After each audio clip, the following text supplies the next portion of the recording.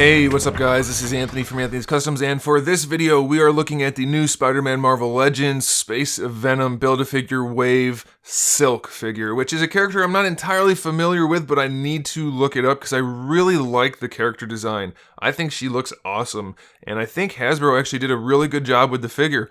We only have 2.5 issues to talk about, problems. Everything else is pretty fantastic. I don't know what to do with myself. Most of these newer Legends, they have been pretty good. It's very strange, it feels weird, but I think we might be able to get used to it. So let's get this figure off the stand and take a closer look. Alright, so this one stands just about 16 centimeters, which makes her just about 6¼ inches. So she still kind of has some height to her. We're going to have a problem with a Spider-Man figure coming up, but this figure does not have that problem. She's got some size to her. She looks so good. You know what it is? It's the paint job. How they did that shading from the red being bright red to the dark red surrounded by the gray, it looks fantastic. It's nearly spotless. And that's what the 0.5 problem is. I said there's 2.5. The half problem is we have this weird mark on her arm. It's an extra piece of gray stripe. So that's a half of a problem, because it probably isn't a real problem for most people. You're probably not going to see that at all. The rest of the paint job, it's like I said, it's nearly perfect. It looks really good. I'm super pleased with it.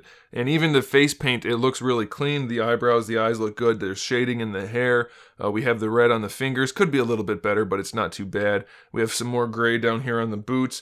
Looks very clean. And then in terms of accessories, we have an alternate head, which is without the mask on, and it is equally impressive. It looks really good. She's kind of purty. I like it. I like it a lot. She looks good. And then we also have, to go with that unmasked head, the scarf that will hang around her neck. So it's pretty cool. As far as articulation goes, the head is on a hinged ball peg. The head does sit technically too high up on the peg. You can kind of see in there a little bit, but luckily the hair hides it for the most part, and it's not a big deal. But you can move the head around on that peg because of that, so that can be a good thing. And then you have the hinge to bring it all the way forward and back if you want to. The hair's not super firm, but it will limit moving it backwards a little bit.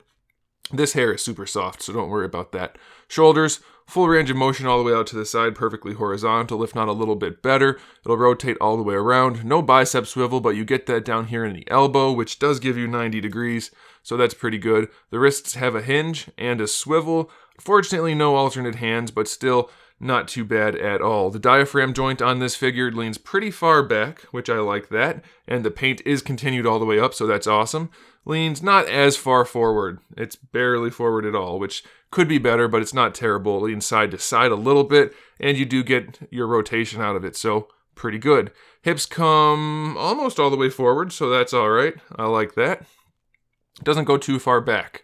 Out to the side. Why do the Spider-Man figures have the worst lateral movement in the hips? If you put them straight down, you really can't get them out. You have to bring them forward a little bit like that to get them to come out. What's up with that? Why are the most agile figures or agile characters getting the worst hip articulation? It's a little bit strange. We have a thigh swivel, so that's good. Double jointed knees, no problems there. And then we have our ankle hinge, which goes not as far forward as I would like. Not very far at all. Does go pretty far backwards. And then you have your ankle rocker. So the two problems I mentioned, we kind of touched on as we were going. But the head being that weird joint that's kind of offset, it could be better. But it's barely a problem, so that's fine. And then the hips are kind of a problem. I guess there's 3.5 because the hips are kind of a problem. And then the feet, the shoes are a little bit too big for the figure. They stick out too far in the back, but again, that's barely a problem. That's why I kind of forgot about them as I was talking about it.